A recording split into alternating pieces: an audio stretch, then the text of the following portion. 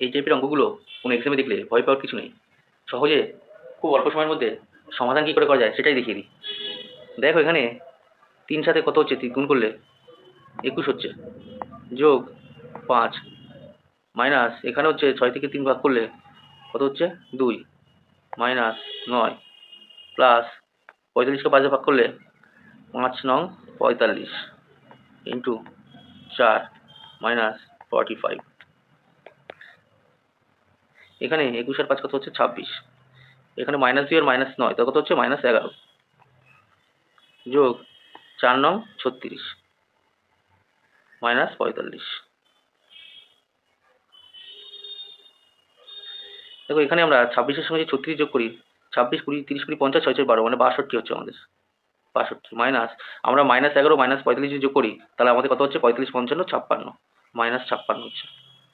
তো 56 থেকে 62 বিয়োগ করলে কত হচ্ছে 6, আমাদের উত্তর হচ্ছে 6।